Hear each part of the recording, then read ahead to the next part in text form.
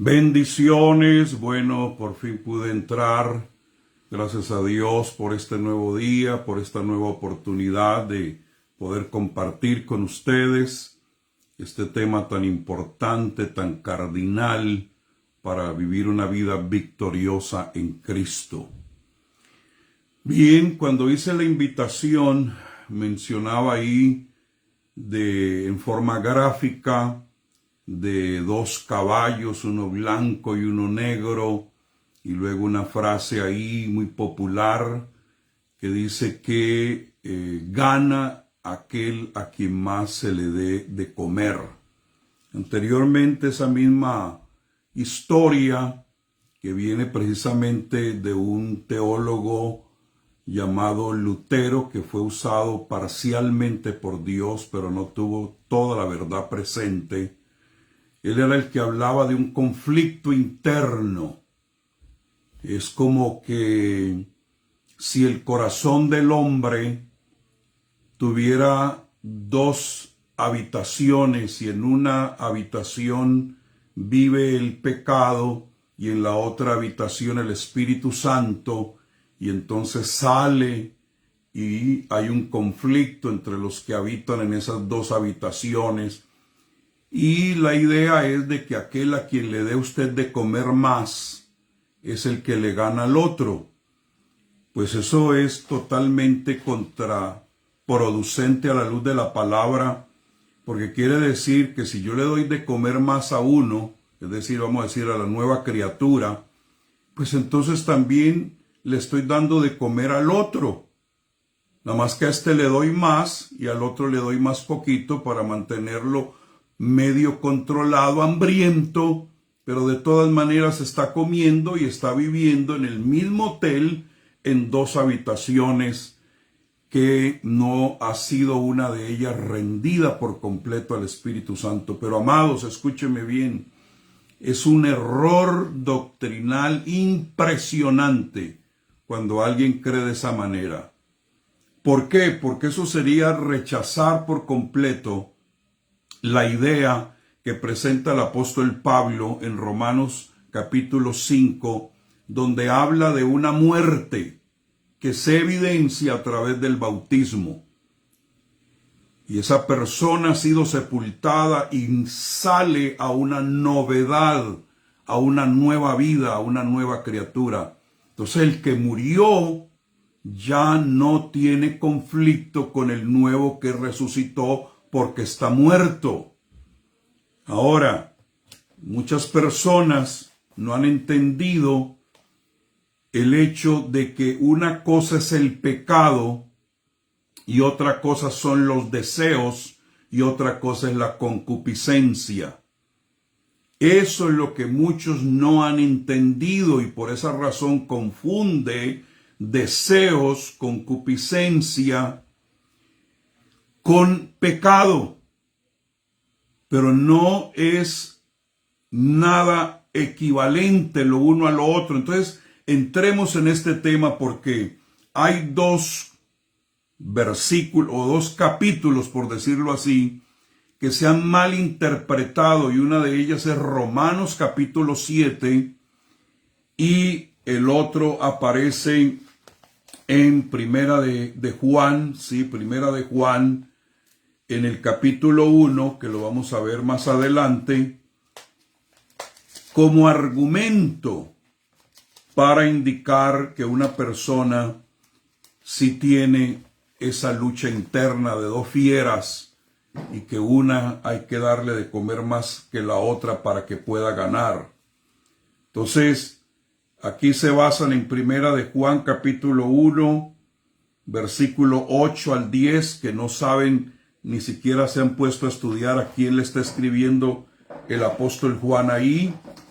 Y luego también sacan Romanos capítulo 7 equivocadamente, y también erróneamente sacan Gálatas capítulo 5. Ahora, esta palabra es para aquellos que anhelan de verdad estudiar, porque si no, entonces, pues no, si no tienes el tiempo ahorita para estudiar conmigo, pues ni me pierdas el tiempo, porque esto es para gente que realmente quieren sacar el tiempo para estudiar conmigo la palabra en este día, porque es la verdad, no las tradiciones de los hombres, la que nos hace libres. Entonces, el no entender nos lleva a una falsa dirección. Amén. El no tener los datos correctos nos pueden llevar a una falsa dirección. Entonces, entremos en materia. Quiero que sepan categóricamente que si usted nació de nuevo, que si usted fue redimido, tiene una nueva naturaleza dada por la palabra de Dios, literalmente el apóstol Pablo declara que el pecado ya no habita en ti. Lo que hay es una inclinación, que la Biblia lo llama deseos, concupiscencia, y eso es muy claro el apóstol cuando habla acerca de los deseos, y algunos en lugar de leer deseos, meten pecado. Mire lo que dice aquí, porque el deseo de la carne, Gálatas 5:17, no el pecado, el deseo de la carne es contra el espíritu y el del espíritu es contra la carne. Y lo que se opone entre sí no es el pecado y el espíritu, sino los deseos. El deseo no es pecado. El deseo es como decir una tentación, una inclinación, pero hasta que no se ejecuta ese deseo, según lo escribe el libro de Santiago, entonces no trae muerte. Una persona que siente deseos, que codicia algo, mientras no lo consuma, no tiene el efecto, porque vamos a ver en la Biblia que el pecado no es algo que está adentro, sino que está afuera queriendo entrar. Por ejemplo, pregunto, ¿lo que hizo pecar a Eva estaba dentro de ella o estaba afuera? El fruto estaba afuera. ¿Pero qué estaba dentro de ella? La codicia, el deseo, la concupiscencia.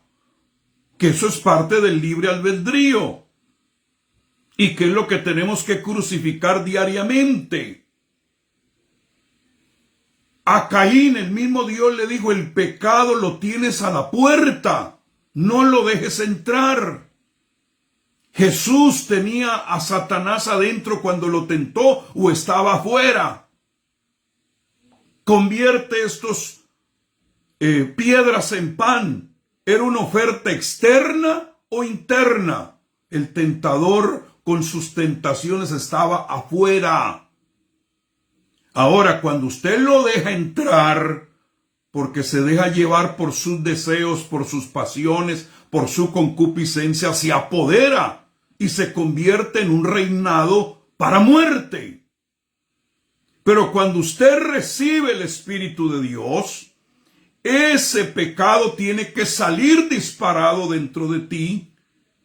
Ya no puede morar porque el Espíritu Santo no puede cohabitar con una naturaleza, es decir, con el pecado dentro de ti.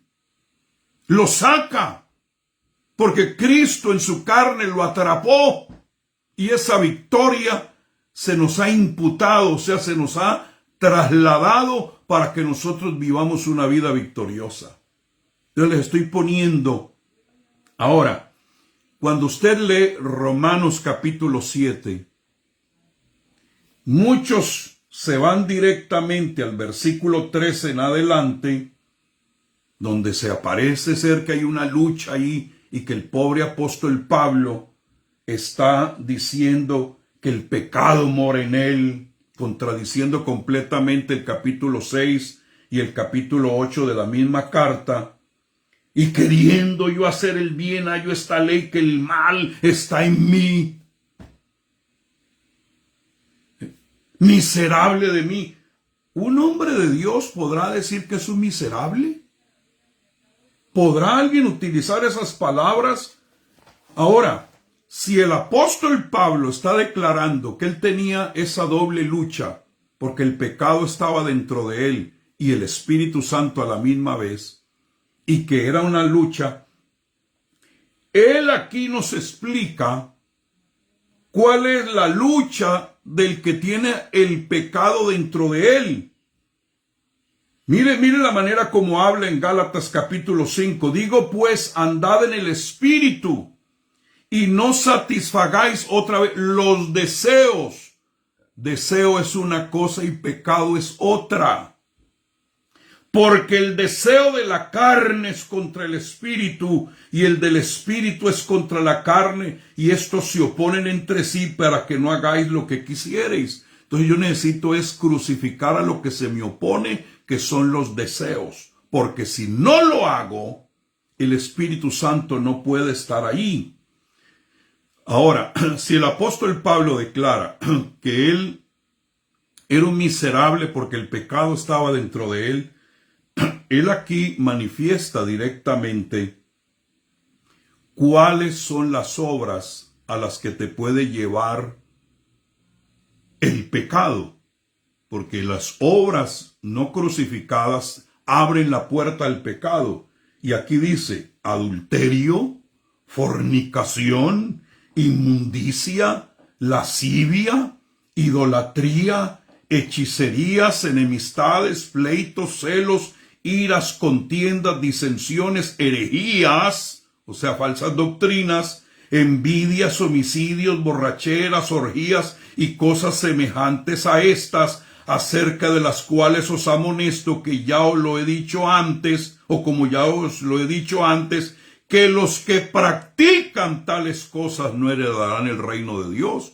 Entonces me va a decir usted que Pablo luchaba contra esas cosas y que él mismo, por lo tanto, por ser un miserable, no había heredado el reino, porque todo el secreto de vencer el pecado es heredar el reino. En vida, no en muerte, en vida. O vivía bajo el fruto del Espíritu, lleno de amor, gozo, paz, paciencia. No, Pablo hubiera dicho, hermano, el que usted alimente más es el que va a vencer. O sea, si usted alimenta más el Espíritu, entonces vas a tener el fruto, pero por ahí vas a tener entonces deslizándose una concupiscencia, un pleito, una ira, una idolatría. No, es que si hay algo de eso, de esa lista, que no hereda el reino. Y Pablo era un heredero del reino. Entonces, cuando escribe aquí en su capítulo 7, necesitamos entender. Pero es que ahí menciona mucho la palabra yo. Esa palabra yo no es individual, es colectiva, es representativa, tanto de Adán como de Israel y él mismo antes de haber aceptado a Cristo. Si no, sería una contradicción con el capítulo 6 de Romanos y el capítulo 8. Se sacaría. Ahora, muchos no toman en cuenta algo muy importante con respecto al capítulo 7. Es a quién le está escribiendo Pablo de esta manera. En la iglesia de Roma habían hermanos judíos que se habían convertido y habían hermanos gentiles. Los hermanos judíos, por su tradición, no habían entendido la libertad que había en Cristo y querían practicar tanto la ley como también la gracia, y ambas no pueden estar en una misma persona. Entonces, note usted a quién le está escribiendo Pablo, porque Pablo en la carta a los romanos menciona en varias ocasiones primeramente al judío y después al griego o al gentil. O sea, la carta era escrita primeramente al judío. Y les está explicando cómo vivir fuera de esa esclavitud y entender correctamente el evangelio. Y lo dice en el versículo 1 del capítulo 7. ¿Acaso ignoráis, hermanos? Ojo, pues hablo con los que conocen la ley. Ahí mismo lo dice. Estoy hablando con los que conocen la ley. ¿Quiénes conocían la ley? Pues los judíos. con ellos está hablando en ese capítulo. Que la ley se enseñorea del hombre entre tanto que éste vive. Y hace una analogía. Porque la mujer casada está sujeta por la ley al marido mientras vive. O sea, mientras estés casado con la ley, estás sujeta a la ley. Pero una vez que la ley muere porque murió en Cristo, ahora puedes tener un nuevo marido y es Cristo. Y en Cristo es otra nueva historia. Entonces, uno de los errores más persistentes, groseros, en la teología occidental es afirmar que el pecado habita dentro del creyente regenerado. Esta idea fue heredada principalmente de un falso maestro llamado Agustín de Hipona. Lo heredó Calvino y parte de esa doctrina también Lutero, porque él era un monje de la orden de Agustín. Por eso hablan de términos como el pecado original. La Biblia no habla del pecado original, habla del propósito original. Habla de la vieja naturaleza que tiene sus deseos, sus concupiscencias, o que es atraída o puede ser seducida. Y por eso es que el creyente todos los días tiene que crucificarse. Pero ese es otro tema. Esos sistemas de doctrina de enseñanza no surge del Nuevo Testamento, sino de una doctrina experiencial en la vida de los que no han alcanzado la victoria en Cristo, los que no han entendido el nuevo nacimiento. Por eso es que es un error tomar ese texto, sacarlo de contexto, porque no tiene coherencia con el mensaje apostólico. Amados, pecado y concupiscencia no son lo mismo.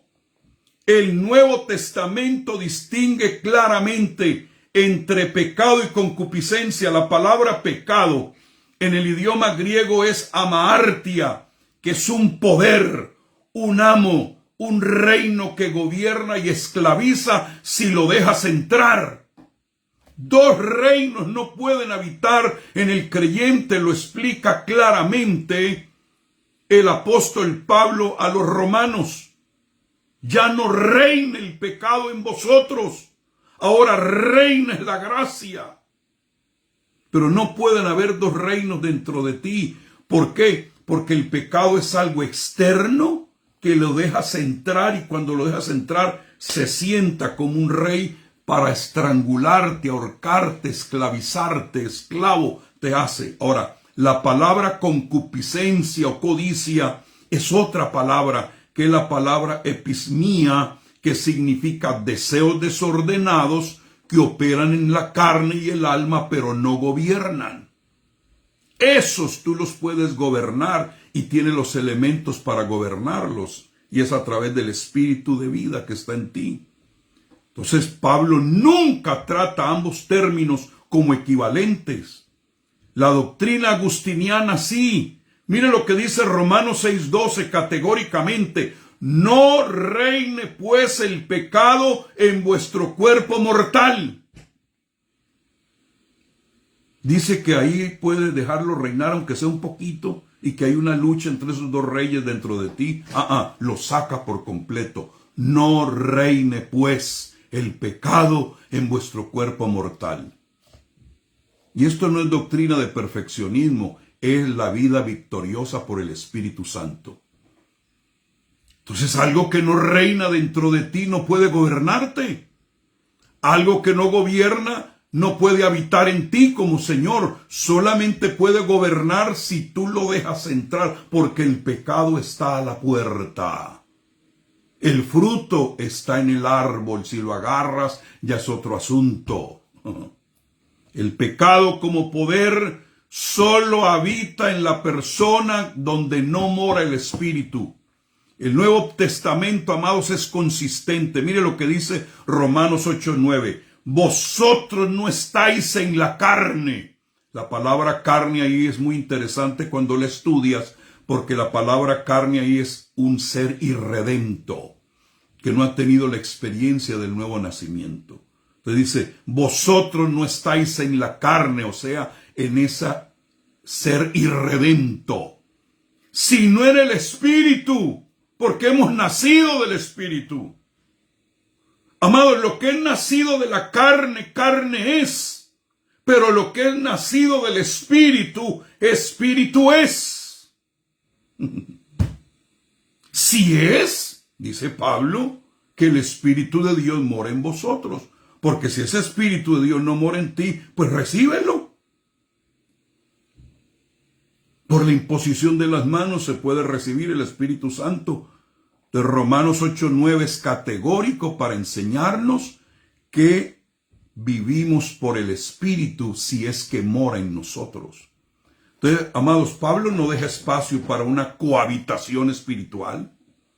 ¿Sabían ustedes que ese concepto es gnóstico? Y que por esa razón de esa doctrina gnóstica se llegaba a pensar que el mismo cuerpo de Jesús no participó de María, porque la carne de por sí viene contaminada y es mala y es perversa. ¿Ah? Entonces, naturalmente que si la carne es malvada y es perversa, Jesús no pudo haber participado de carne y sangre. Y ellos negaban ese aspecto, y el apóstol Juan, que le tocó combatir el gnosticismo y hubiera combatido también al señor Agustín de Hipona, cuando escribe el versículo que esta gente usa para malinterpretar, no entienden el contexto y a quién le está hablando el apóstol Juan. Se los voy a leer. Si decimos que no tenemos pecado, nos engañamos a nosotros mismos y la verdad no está en nosotros. Si confesamos nuestros pecados, Él es fiel y justo para perdonar nuestros pecados y limpiarnos de toda maldad.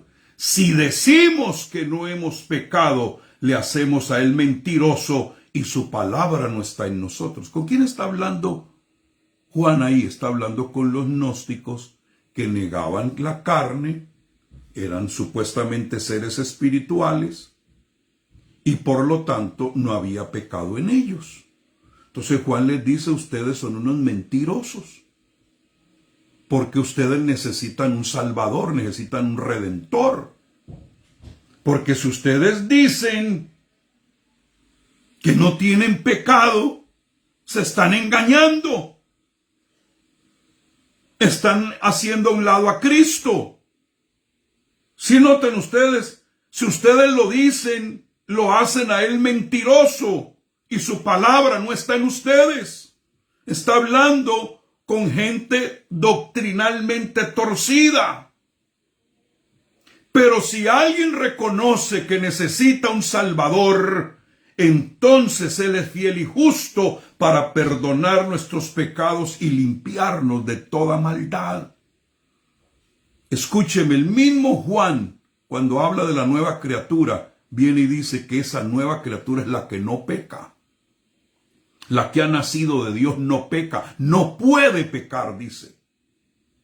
Entonces sería una contradicción. A los gnósticos les está diciendo, como ustedes no aceptan el hecho de que Cristo murió por ustedes y que esa carne tiene que ser crucificada, están haciendo a Dios mentiroso. Nosotros no, porque nosotros hemos aceptado la necesidad. Ahora, escúchenme bien.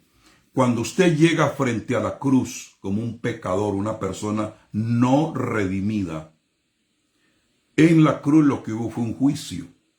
Y ese juez que toma el sacrificio de Cristo te traspasa su inocencia y toma tu pecado y la pone en Cristo.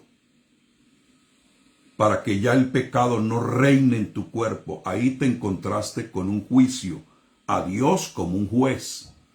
Pero si después de haber conocido al Señor, escuche bien esto, alguien se desliza Alguien se deja llevar por un deseo porque no era una persona, una mujer de oración, de ayuno, de lectura, no asistía a los discipulados.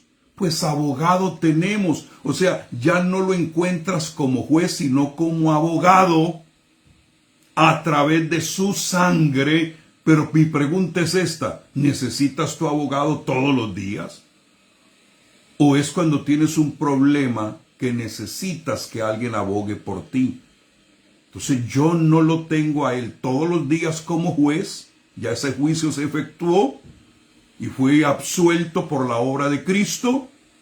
Si me llego a resbalar porque no controlé mis deseos, no los crucifiqué, entonces ya no lo necesito como juez, sino como abogado. Pero el abogado no lo tengo que usar todos los días, sino en caso de una necesidad.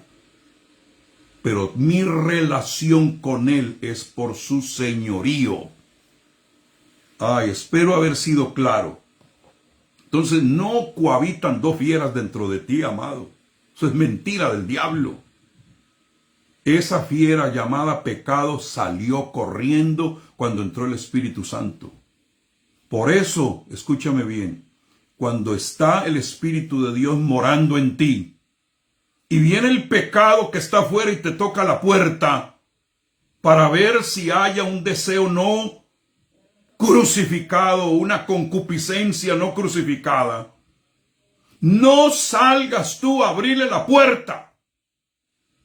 Dile a Jesús: Jesús, tú que moras en mí por tu Espíritu, ¿puedes abrirle la puerta al pecado que me está tocando la puerta?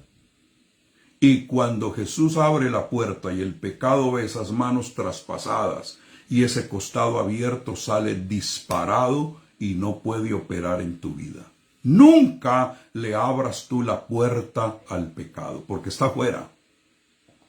Mire lo que dice 2 Corintios 6:16. ¿Qué acuerdo hay entre el templo de Dios y los ídolos? Porque ahí es donde cabe una pregunta. Si usted no cree que un hombre o una mujer llena del Espíritu Santo pueda tener un demonio adentro, ¿por qué si puedes creer que el pecado lo lleve adentro? ¿Ah? Cuando no hay ningún acuerdo porque eres un templo de Dios. Hombre, si un demonio no puede entrar, tampoco puede entrar el pecado, a no ser que lo dejes entrar. El Espíritu Santo, queridos, no comparte morada con ningún poder rival. No la comparte. Es imposible. ¿O acaso tu corazón es un hotel? En una habitación el Espíritu Santo, en otra habitación el pecado y quizá en otra los demonios. No, Señor.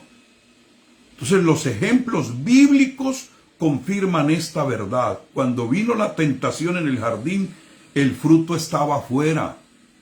Fue cuando lo dejaron entrar y comieron que entró la muerte. Porque hasta eso, lo que se pasó de una generación a otra no fue el pecado, sino la muerte. Por eso hay bebitos que mueren aunque no hayan pecado. Porque lo que entró a este mundo fue la muerte. Porque no llevará los hijos el pecado de los padres, ni los padres el pecado de los hijos. Los niños nacen en estado de inocencia y de los tales es el reino de Dios. Cuando crecen, como tienen la naturaleza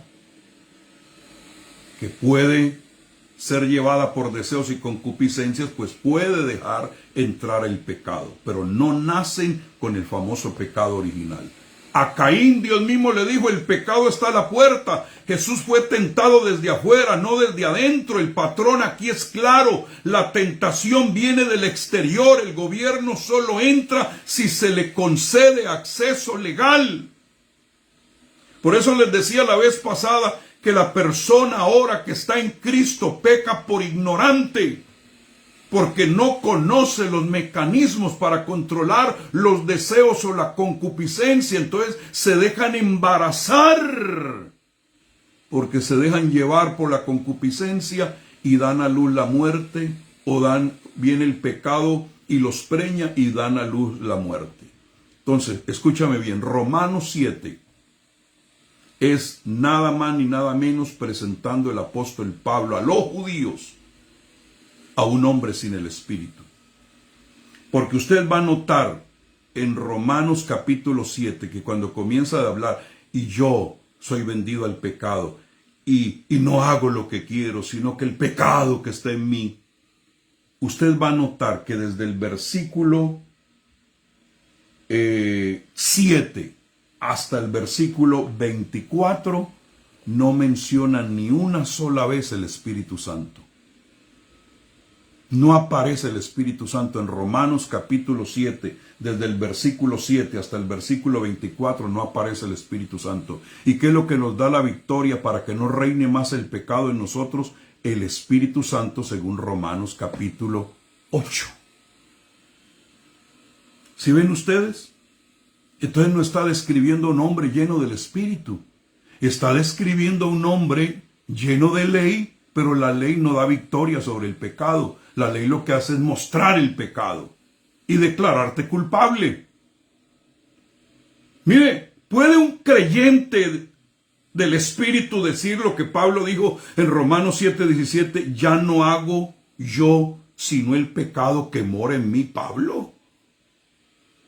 El apóstol Pablo ya nos mencionó que cuando el pecado mora en ti tiene una lista grosera según Gálatas capítulo 5. Hasta herejías. Entonces debemos ser tajantes en decir lo siguiente: ese yo que aparece en Romanos 7 no puede ser el creyente, porque contradice Romanos 6, donde nos habla de la libertad del pecado, y contradice Romanos 8, donde dice que eres morada del Espíritu. Contradice la doctrina del templo, de que tú eres templo de Dios en el Espíritu. Romanos 7 lo que está describiendo es al hombre bajo la ley, no al hijo bajo la gracia. Hay una frase famosa de Lutero que la decía en latín: simul iestus et peccator, que significa el cristiano es simultáneamente justo y pecador. ¡Qué barbaridad! ¡Qué grosería! ¡Qué falta de revelación y de iluminación en la palabra! Eso no es doctrina apostólica. ¿Cómo que simultáneamente soy templo del Espíritu, que me justificó y a la misma vez soy pecador? Porque confunden pecado con deseos, con concupiscencia, con inclinaciones, con codiciar. Escúcheme bien. Yo sé que por salud a mi edad, yo no debo comer pizza. Me gusta la pizza.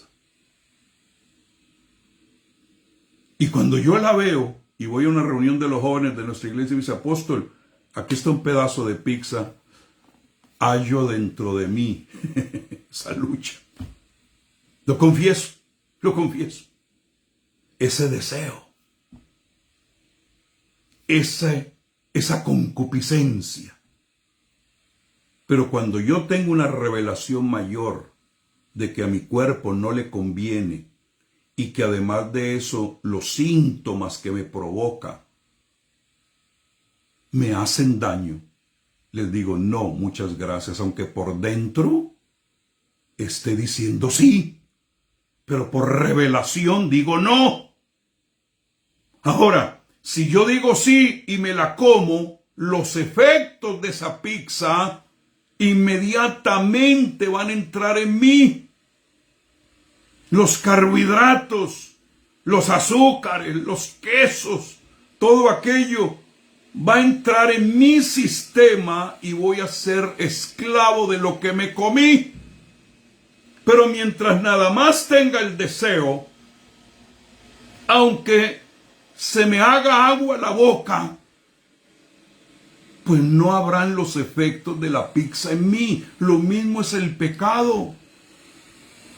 Tú tienes antojo, sí, porque el pecado es atractivo, porque el pecado se le halla placer, y la carne se inclinaba a eso. Pero mientras no lo practiques, mientras no lo dejes entrar, mientras no te comas el fruto, mientras no conviertas las piedras en pan, no habrá efecto en tu vida, porque el Espíritu Santo saldrá al rescate y te hablará y te dirá: tú tienes algo superior que vivir.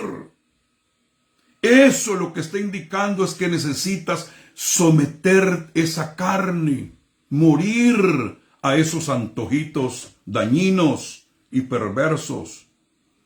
Entonces, ese tipo de doctrina de ese señor Agustín y Lutero era una conclusión filosófica nacida de los conflictos interiores que ellos mismos tenían, porque eran los hombres disolutos en su carne, porque no habían tenido la revelación del Evangelio.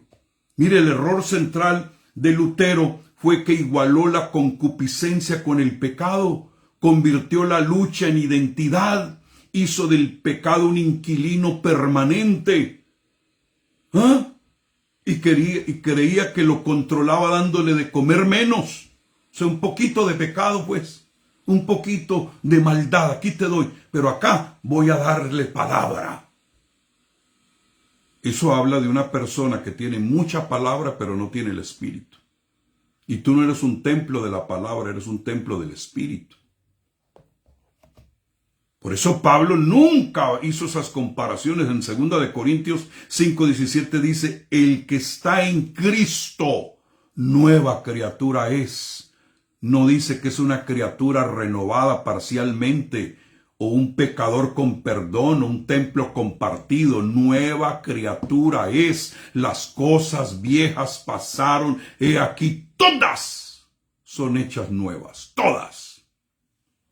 Entonces, necesitamos hacer una conexión rápidamente con la legalidad espiritual, porque hay un principio de legalidad espiritual. El poder espiritual solo gobierna donde tiene derecho legal. El pecado gobierna donde hay ignorancia, donde hay consentimiento, donde se hacen pactos con el pecado. Pero Cristo gobierna donde hay fe, donde hay identidad, donde hay sometimiento al Espíritu. Porque cuando el creyente afirma el pecado vive dentro de mí, está haciendo una confesión legal incorrecta que contradice la obra de la cruz, le otorga terreno que Cristo ya ganó, perpetúa ciclos de esclavitud. La verdad no solamente libera, sino que quita derechos legales al enemigo. Y jamás vas a decir, miserable de mí. ¿Cómo va a ser miserable una persona que tiene el Espíritu de Dios adentro? Entonces vamos a verlo, si me dan el tiempo y me comparten, por favor, porque es que este desconocimiento ha llevado a muchas personas a justificar el pecado. Eso es lo que es. Ay, me gocé el domingo en la iglesia y estuve alabando a Dios. Pero el lunes, como el pecado mora en mí, hermano, me dio una resbalada. Como le pregunté yo a uno que dejó a la mujer y se fue con otra, hermano, ¿y qué pasó? ¿Por qué se fue con otra? Y dijo, no, es que el apóstol Pablo dijo que el bien que quiero, pues no lo hago, sino el mal que no quiero, eso es lo que hago. Y si hago lo que no quiero, ya no lo hago yo, sino el pecado que mora en mí. Entonces el que se fue con la otra mujer fue el pecado que mora en mí. Yo quería seguir con mi esposa, pero... ¡Aleluya! ¡Qué barbaridad! ¿No le parece, hermano? El pecado, queridos, fue expulsado, no reformado. Escúchame bien, el pecado no fue domado, fue destronado, fue expulsado. Tu vida de victoria en Cristo no es domar el pecado, domar la fiera, darle de comer menos. Es celebrar la vida del Espíritu. Romanos 6:6, nuestro viejo hombre fue crucificado. Y cuando viene el pecado a buscar al viejo hombre que era su aliado, lo va a encontrar crucificado, muerto. Ya no va a tener aliado. Entonces, usted, querido, no fue rehabilitado, no fue contenido o administrado ni domado, fue crucificado. La concupiscencia tienta, pero no gobierna. Mire lo que dice Gálatas 5:16, andad en el Espíritu y no satisfagáis los deseos, que es otra cosa de la carne. Si el deseo puede ser no satisfecho, entonces no es un amo. Porque aquí dice no lo satisfagas, quiere decir que ese sí lo puedes poner bajo control, el pecado no, porque es un amo, que ya tú no puedes hacer lo que quieres, dijo Pablo. Pero los deseos sí se pueden controlar. Por eso te digo, sí puedes vivir una vida victoriosa en Cristo. Entonces, Romanos 7 no es tu casa, es tu pasado. Miserable de mí no es tu identidad, es la transición. Romanos 8 es la respuesta de Dios, porque donde mora el Espíritu no mora el pecado. Romanos 8:1. Ahora, mira el contraste. Miserable de mí. Y pregunta, ¿quién? Quiere decir que hay un quién que te puede librar de esa miseria. ¿Quién me librará de este cuerpo de muerte? Y ahí viene una celebración. Gracias doy a Dios por Jesucristo, Señor nuestro. Y luego dice, y resumiendo lo que dije antes, porque así lo dice una versión, lo que les dije antes, que la mente sirve a la ley de Dios, mas con la carne a la ley del pecado, ya lo derroté, porque ahora mi presente es que ninguna condenación hay para los que están en Cristo Jesús, porque Cristo Jesús es ese quien te puede librar de esa muerte. ¿Sí me estoy explicando, amados? ¿Quién me librará? Pues gracias doy a Dios, a Jesucristo. Y luego dice aquí, porque ahora no hay ninguna condenación para los que están en ese quien, que es Cristo Jesús, los que no andan conforme a la carne, sino conforme al Espíritu, porque la ley del Espíritu de vida en Cristo Jesús me ha librado de la ley del pecado y de la muerte. Entonces usted tiene que tomar una decisión, o decir soy un miserable porque el pecado reina en mí, o decir doy gracias a Dios por Jesucristo porque en mí reina el poder de su Espíritu. Decídase. O vives como un miserable o vives como un victorioso. Porque, amado, la condenación, por eso dice, ahora pues ninguna condenación, porque la condenación es la voz del pecado como poder. Pero el Espíritu produce vida y paz. Yo no soy un templo compartido. Soy morada exclusiva del Espíritu.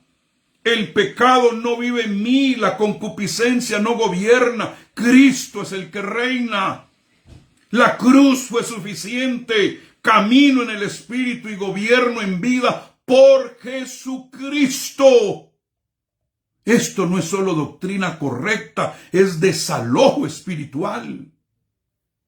Cuando la iglesia deja de verse como pecadora,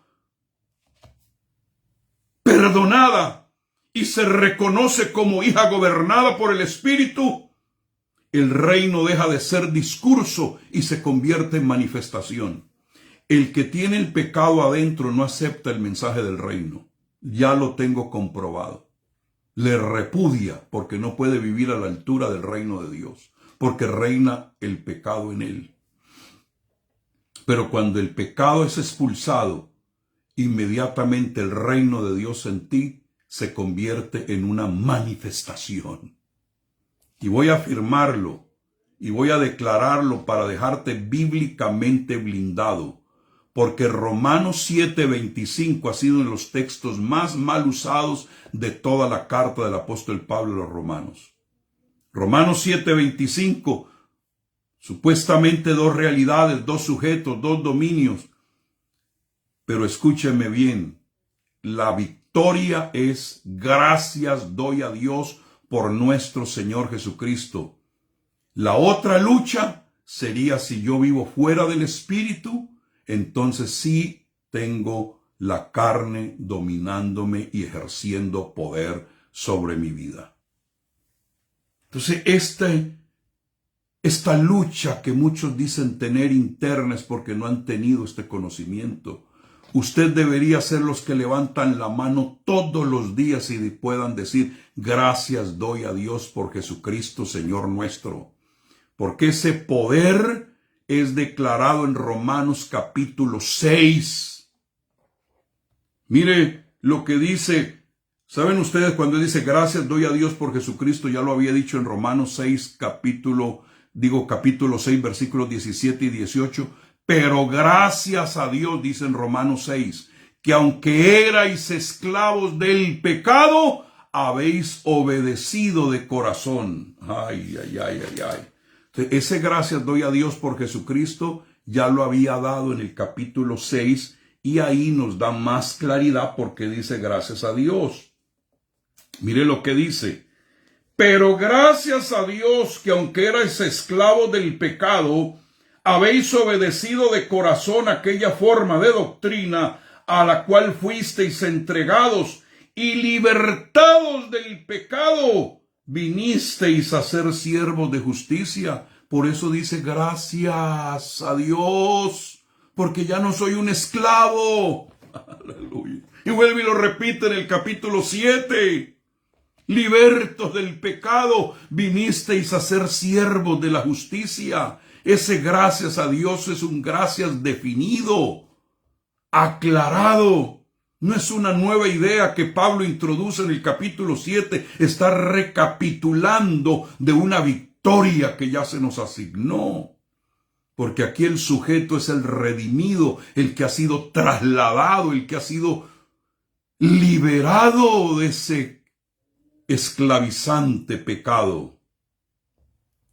Entonces, tú y yo debemos dar gracias por una obra ya consumada, porque hemos sido liberados de la esclavitud del pecado, donde esto ya no puede coexistir ni reinar dentro de mí.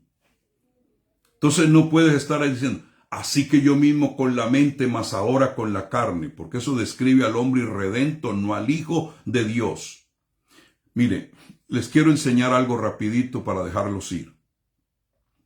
¿Sabían ustedes que el apóstol Pablo escribió en el capítulo 7, que repito, lo escribió a judíos, en términos que ellos claramente lo entendían? Y que cuando él está hablando del yo, está hablando de un yo corporativo o el yo en Adán.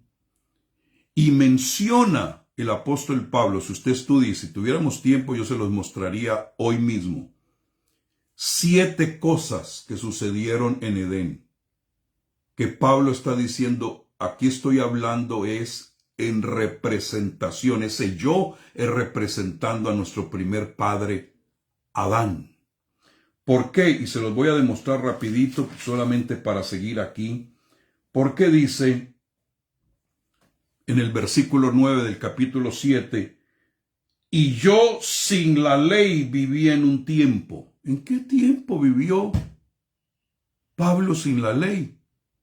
Si él fue circuncidado al 8º día, si se crió en el judaísmo.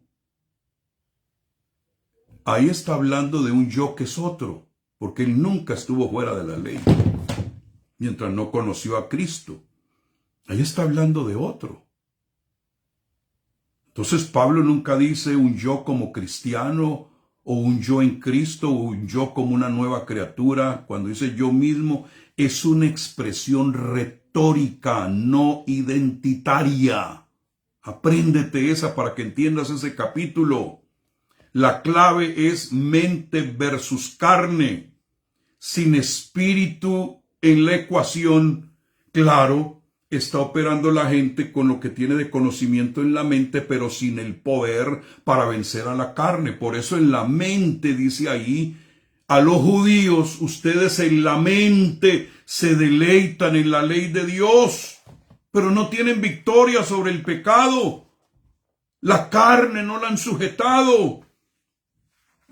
Porque una persona puede tener mucho conocimiento en la mente, pero mientras no tenga el Espíritu de Dios, te puedes deleitar en la mente. Pero eso no quiere decir que tengas victoria, porque la mucha letra envanece, pero el Espíritu es el que da vida. Mire, se los voy a probar rapidito. En el Salmo capítulo 1, usted va a encontrar que los judíos sabían deleitarse en la ley de Dios. Y aquí lo dice claramente. Versículo 2 del capítulo 1 del libro de los Salmos, sino que en la ley de Jehová está su delicia y en su ley medita de día y de noche. Entonces, deleitarse, como dice Pablo aquí, en la palabra, no significa que sea el equivalente a vivir una vida en el Espíritu. Mucho conocimiento de la palabra. Usted ha visto personas que son así, que tienen mucho conocimiento, se deleitan en la palabra, hasta aplauden y alaban a Dios y al lunes están practicando cosas que no son acorde. ¿Por qué razón? Porque no tienen el Espíritu, porque el que tiene el Espíritu de Dios es de Él. Entonces, por la mente desean la ley de Dios, pero con la carne sirven a la ley del pecado. Por eso el Espíritu no aparece allí. En todo el capítulo 7, desde el versículo 7 hasta el 24, el Espíritu Santo aparece hasta el capítulo 8, donde ya habla de una persona redenta y llena del Espíritu Santo. ¿Por qué? Porque 1 Corintios 2:14 dice, el hombre natural no percibe las cosas que son del Espíritu de Dios, porque se han de discernir espiritualmente. Entonces puedes tener una conciencia moral, puedes tener un deseo correcto, pero una incapacidad espiritual para vivir en victoria. Entonces ese no es un creyente, un nuevo hombre o una nueva criatura. Es un hombre moral, pero sin la vida del Espíritu. Por eso usted no puede llenarse solo de palabra, palabra y palabra y deleitarte en la palabra. Usted tiene que bajarla y decir, yo necesito ser lleno del Espíritu Santo. Porque lo que te da la victoria es la llenura del Espíritu, no llenarte de letra. ¿Cuánto teólogo estamos viendo, pastores de mega iglesias, y truenan como ejotes, dicen los mexicanos, cae el uno y cae el otro, y peca el uno y peca el otro? ¿Qué les pasó? Se llenaron de teología, se deleitaron en la teología, en la palabra, pero como nunca recibieron el Espíritu, no tenían defensa contra el pecado y se escaparon con la secretaria. Eso no es un creyente victorioso. Entonces, ¿por qué Pablo une ambas frases? Porque Pablo en el capítulo 7 no está dando una biografía, sino una pedagogía. Por eso Pablo declara cuál es la solución. Gracias doy a Dios por Jesucristo. Porque resume el problema humano sin el Espíritu. Mente buena pero carne esclavizada. Mente que se deleita en la palabra y carne que se deleita en el pecado. Y ese gracias doy a Dios por Jesucristo es para abrirnos la puerta de victoria en Romanos capítulo 8. Ahora pues, en el presente, si has nacido de nuevo, ninguna condenación hay. Romanos 7 no termina en equilibrio, termina en insatisfacción. Romanos 7:25 describe al creyente. Entonces Pablo se contradice con Romanos 6 del 6 al 7, donde nos dice que somos libres del pecado. Romanos 6:14, el pecado no se enseñoreará. Romanos 8:9, no estáis en la carne. Segunda de Corintios 5:17, que dice que eres una nueva criatura. Pero amados, Pablo no se contradice. Agustín sí, Lutero sí, pero Pablo no. Por eso Romanos 7:25 está hablando de un hombre redimido, agradecido, libertado y trasladado en la parte inicial, pero en la parte segunda habla del hombre irredento con mente iluminada, pero sin el Espíritu. Aquí Pablo no está mezclando dos identidades, está contrastando al que tiene y al que no tiene. Entonces, Romanos 7:25 no define al creyente, expone al hombre sin el Espíritu. Porque la mente puede querer a Dios, solo el Espíritu puede obedecerlo. Amados, gracia sin Espíritu produce agradecimiento, pero Espíritu produce gobierno. El conflicto de la mente carne no se resuelve con esfuerzo, sino con vida nueva. Entonces yo declaro, queridos, que esto que les estoy enseñando es pura palabra de Dios, no son mis inventos. es palabra de Dios. Ahora, quiero aterrizar esto. Quiero terminar ya. Escúcheme bien, necesitamos ser coherentes con la palabra, porque si no, vamos a vivir. Les doy este ejemplo. En Romanos 7:14, y no me dejen solo. Romanos 7:14. ¿Creen ustedes que esas sean las palabras de un hombre salvo, redimido? Mire lo que dice. Porque sabemos que la ley es espiritual, mas yo soy carnal. Óigame, Pablo llamándose carnal. Si eso fuera como alguno lo interpreta. Vendido al pecado. Pablo. ¿No me estás diciendo en el capítulo 6 que fuiste libre del pecado? Ahora me estás diciendo que estás vendido. O eres libre o estás vendido. ¿Sabe usted que la palabra carnal ahí es una persona irredenta, una carne no salva, que no se le ha aplicado el poder de la sangre? Y cuando dice vendido está diciendo que es un esclavo del pecado. ¿Creen ustedes que Pablo estaba diciendo: yo no he sido redimido y además de eso soy un esclavo del pecado? Porque sabemos que la ley es espiritual, mas yo soy carnal, vencido al pecado. Esa escritura es clave, porque si usted no la entiende, vas a estar metiendo a Pablo en problemas y justificando tus pecados. Si usted acepta literalmente como aparece ahí Romanos 7:14, se derriba Romanos 6 y Romanos 8, lo colapsas por completo. Pero si está hablando de un hombre irredento, si está hablando del Adán que murió espiritualmente, entonces fluye el tema como un argumento con precisión quirúrgica. La palabra carnal en el idioma griego no es neutro, es sarkinos, estúdiela. La palabra sarkinos que Pablo usa aquí no es ambiguo. Está describiendo al hombre gobernado por la carne bajo el régimen adámico sin el espíritu, y contradice directamente Romanos 8:9, vosotros no estáis en la carne sino en el espíritu. ¿A quién le vas a creer? ¿A Pablo o a Agustín, que se la pasaba en la carne?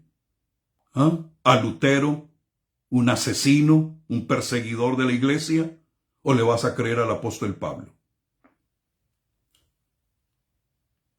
Estaría mintiendo. O sea, aquí dice en el 14 que está vendido al pecado, y en Romanos 8:9 dice que ya no estamos en la carne. Entonces, al fin, decídate, Pablo, pues. O estás vendido a la carne y al pecado, o ya no estás en la carne, sino en el espíritu. Está hablando del hombre no convertido. Claro que el hombre no convertido es carnal y está vendido al pecado, pero el que está convertido, aceptó a Jesucristo, ya no está en la carne, sino en el espíritu. No puede decir yo soy carnal en el 7:14 y en el 8:9 decir vosotros no sois carnales. No pueden estar los dos mismos estados a la misma vez, queridos. Aquí carnal no es un creyente débil, es un hombre no redimido. Imagínate, vendido al pecado. ¡Qué cosa tan horrible! Es un lenguaje de esclavitud absoluta. La expresión griega implica a alguien vendido como propiedad, alguien sin autoridad sobre sí mismo, alguien sin posibilidad de autoliberación. Y esto choca frontalmente con Romanos 6:18, donde dice que hemos sido libertos del pecado. O eres esclavo o eres libre, pero no las dos cosas. Romanos 6:14, el pecado no se enseñoreará de vosotros.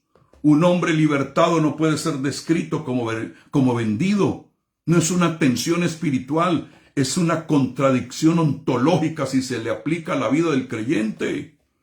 Amados, escúcheme, el pecado vive solo en el hombre carnal que le abrió la puerta porque lo codició, porque tuvo concupiscencia, o como dice Pablo, los deseos de la carne. Se comió la pizza. ¿Cree usted que Pablo podía decir lo que dice en el capítulo 7, versículo 7, donde dice, el pecado que mora en mí? ¿Sabían ustedes que en ninguna parte Pablo, ni Juan, ni Pedro dijeron que los creyentes, el pecado moraba en ellos? En ninguna, solo en Romanos capítulo 7, versículo 7 y el 20. Solo ahí. Por eso no está hablando de un creyente, porque a los creyentes nunca se les escribe en el Nuevo Testamento que el pecado mora en ellos. Solo en las mentes torcidas de algunos teólogos. Romanos 7:17, el pecado que mora en mí. ¿Creen ustedes que en Pablo moraba el pecado? ¿O en Romanos 7:20, el pecado que mora en mí? ¿Ah? Si en el resto del canon de la Biblia no aparece en ninguna parte que el pecado mora en el creyente, y ahora nos vienen a enseñar que el pecado sí puede morar en el creyente. Si mora es porque es un habitante, y si es habitante es porque entró de afuera hacia adentro. El pecado que mora en mí solamente es posible si ese hombre o esa mujer no son templo del Espíritu. El pecado tiene derecho de hacer habitación, de morar en esa vida, pero yo vengo a decirles en el nombre de Jesús que todo lo que mora se puede sacar. Hasta el mismo Espíritu Santo que mora en ti lo puede sacar. Sí, Señor. Por eso es que hay que andar en el Espíritu y hay que mantener intimidad con el Espíritu para que siga morando. Entraré a Él y cenaré con Él y Él conmigo. Entonces en ti mora lo que a ti te dé la gana que more. ¿Tiene derecho el pecado a venir a registrarse ahí en la recepción de tu hotel y decir quiero una habitación por esta noche? ¿Quiero morar esta noche en esta vida? O decirle no hay admisión aquí para ti. Todas las habitaciones están llenas. ¿Y quién llenó todo el hotel? El Espíritu Santo. Aleluya. Por eso es que de Romanos 7:7 hasta el 25 el Espíritu Santo no aparece. ¿Por qué? Porque está morando es el pecado. Pero después del 25 y en el capítulo 8, puro Espíritu Santo. Ya no hay cuestión de pecado. Y eso no es una casualidad, es teología narrativa. Donde el Espíritu no mora, el pecado sí puede morar. Y Pablo es consistente en todas sus cartas. Pablo nunca describe al creyente como vendido, como cautivo, como dominado, como habitáculo del pecado. Por el contrario, dice en 1 Corintios 6:19, y estoy que salto de alegría, ¿no sabéis que sois templos del Espíritu Santo? El que se une al Señor, un espíritu es con él. 1 Corintios 6:17. Entonces este templo no es compartido, es una unidad espiritual, no es coexistencia. ¿Están conmigo, amados? Romanos 7:14 es decisivo. Si Romanos 7:14 fuera Pablo cristiano, entonces el pecado vive en el creyente está vendido, el espíritu no gobierna, y Romanos 8 es una contradicción. Pero Pablo no escribe contradicciones, escribe argumentos progresivos. En el 5 moriste al pecado, en el 6 eres libre del pecado, en el 7 no vuelvas al pecado y en el 8 vive en el Espíritu. Entonces cuando habla aquí de carnal es un hombre irredento, un hombre vendido a esclavitud total. Esa ausencia del Espíritu es un estado de pre-redención. Romanos 7 lo que está describiendo es la impotencia del hombre sin el Espíritu. Y le está diciendo a los judíos, ustedes jamás podrán tener la victoria viviendo bajo la ley. Porque la ley no te da poder para vencer. La ley lo que hace es señalar al pecado, pero no te da la victoria. El único que te da la victoria es Jesucristo por su Espíritu morando dentro de ti. Por eso Romanos 8 es elegante cuando tú entiendes lo que acabamos de explicar. ¿Por qué? Porque el creyente, ojo con esta frase que les voy a soltar, el creyente puede sentir deseos carnales, pero no es carnal. No está vendido al pecado, no es lucha, porque eso sería esclavitud. Donde mora el Espíritu, el pecado no habita. Lo que tienes que hacer es crucificar esos deseos, porque el problema aquí, según Pablo, según el apóstol Santiago, son los deseos. Crucifícalos. Si cuando vino el tentador y le dijo, mira la fruta, es que Dios, y la mujer no lo hubiera codiciado, sino que le hubiera dicho, escrito está, tengo la palabra de Dios morando en mí, tengo algo superior a la tentación que me estás mostrando, no estuviéramos en el rollo en el que estamos ahora. Porque vuelvo y lo repito, donde mora el espíritu, el pecado no habita. Entonces Romanos 7 no es la vida cristiana, es la antesala del fracaso humano.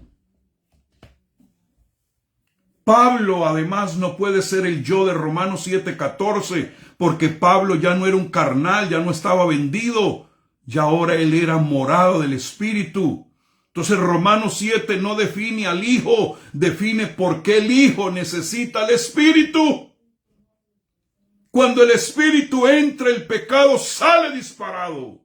Robo Shaya.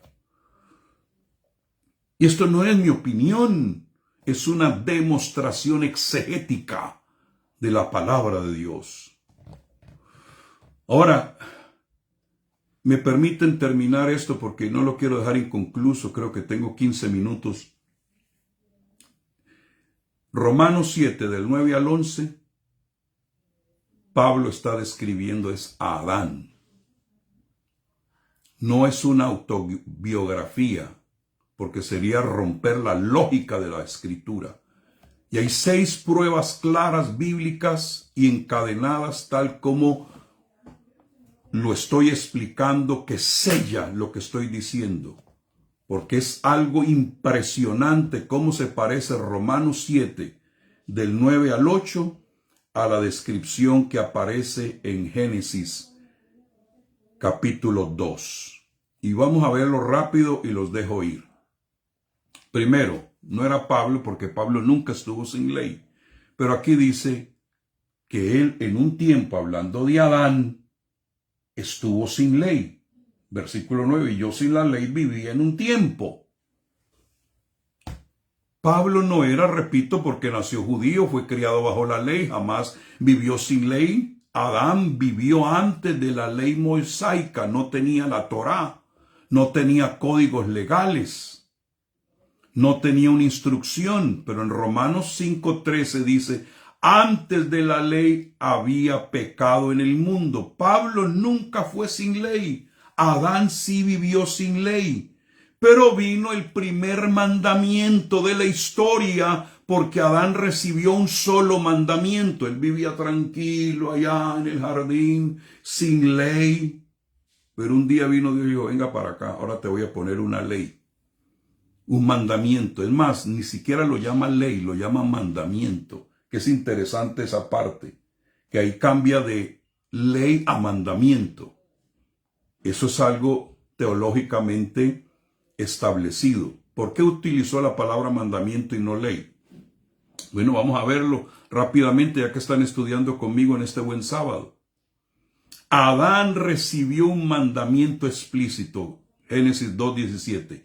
Del árbol del conocimiento del bien y del mal no comeréis, porque viene una consecuencia de cierto, el día que de él comiereis, moriréis. Un solo mandamiento. Entonces esto encaja perfectamente con Romanos 7, donde no habla de leyes, no habla de estatutos, habla de un mandamiento.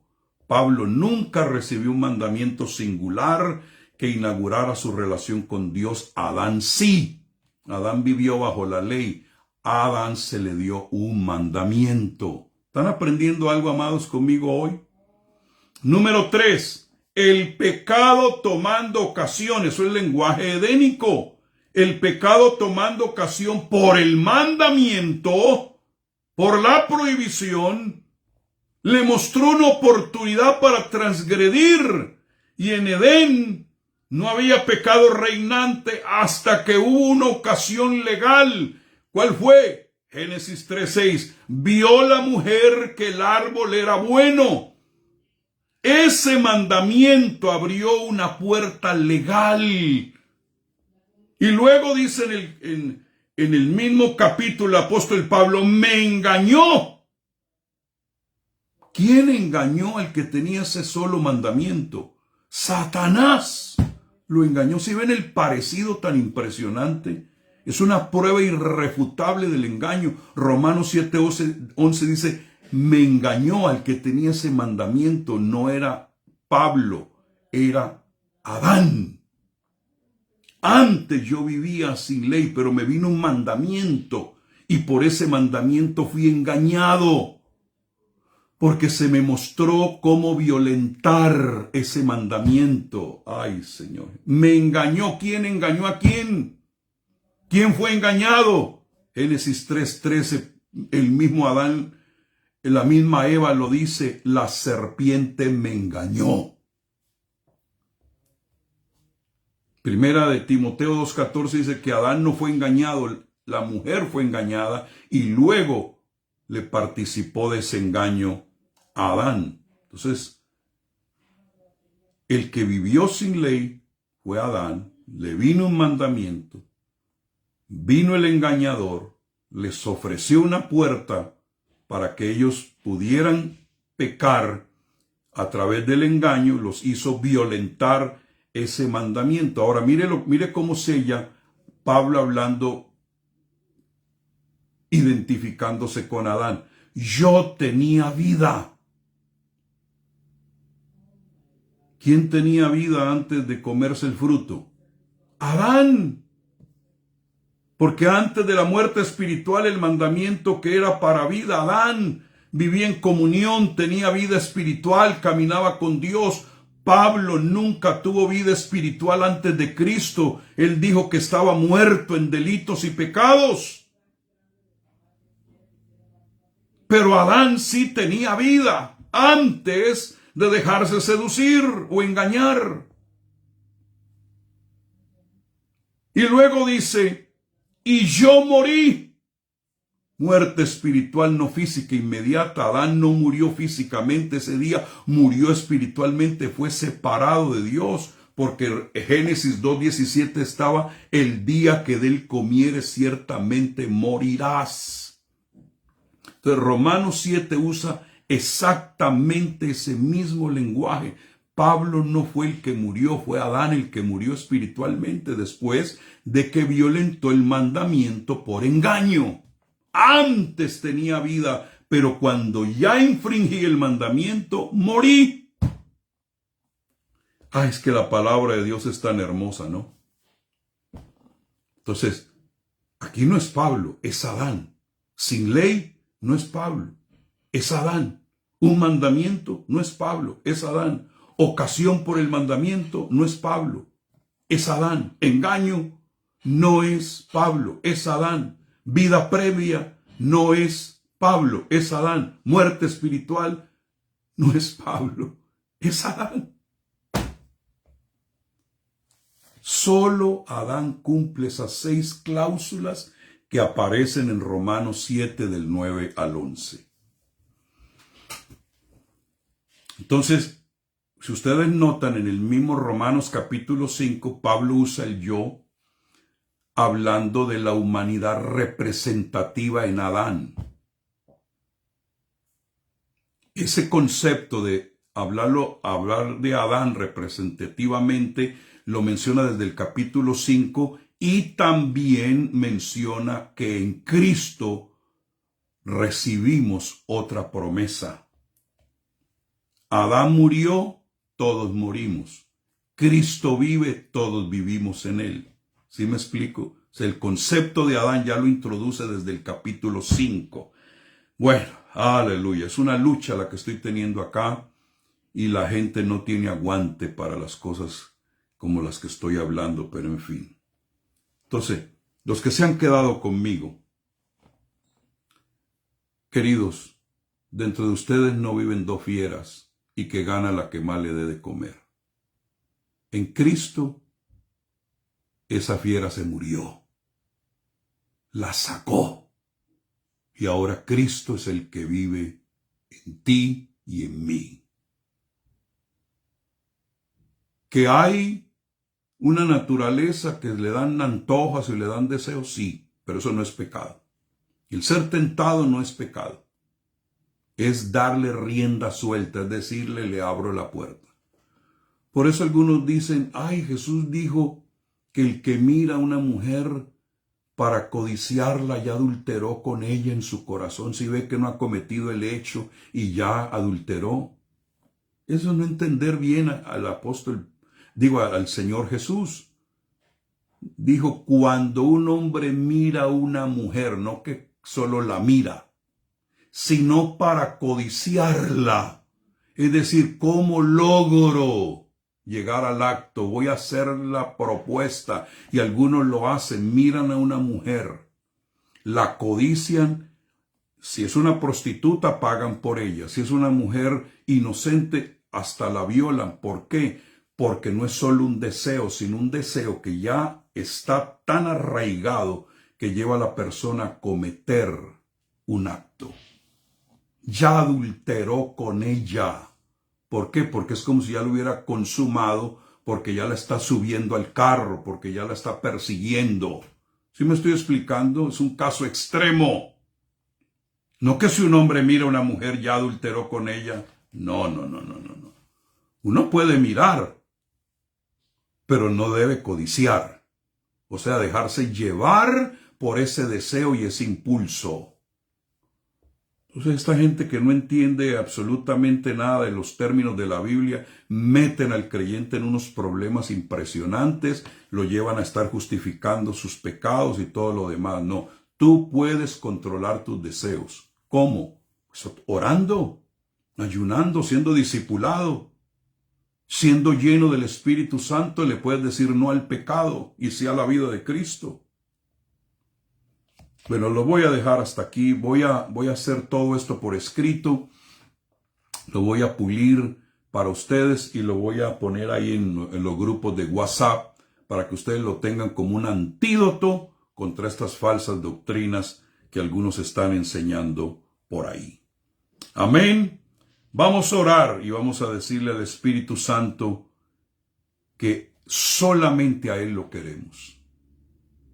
Que Él llene todas las habitaciones, que Él nos invada por completo, que no solamente seamos de los que nos deleitamos en la pura Biblia, sino el Espíritu.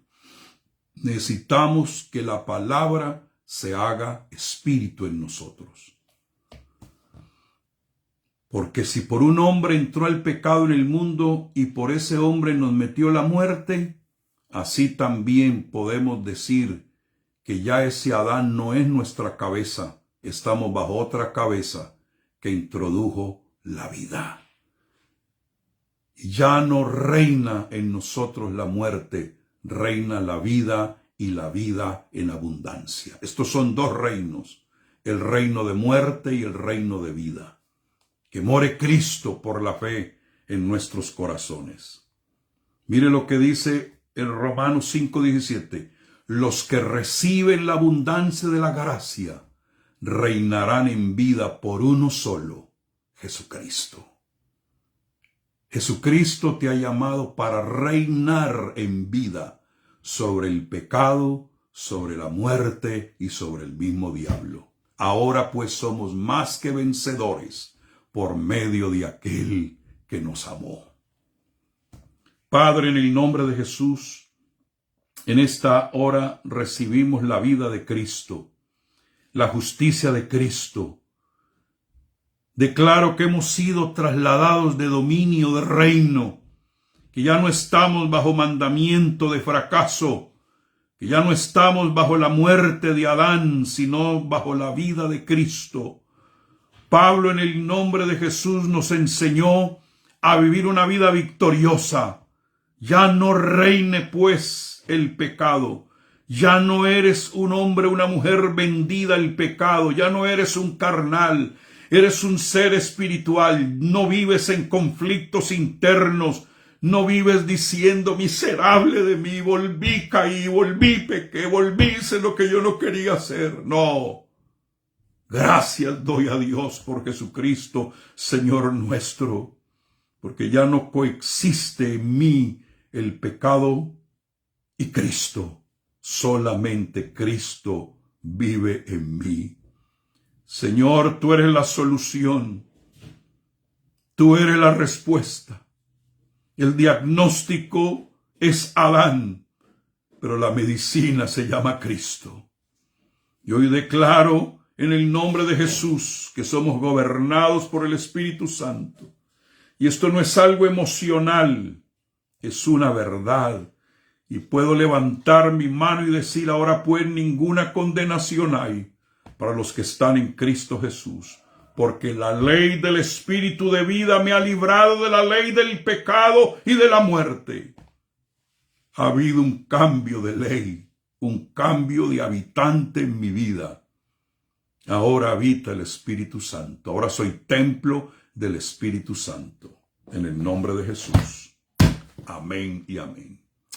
Bueno, les bendigo a los que sobrevivieron. Gloria a Dios.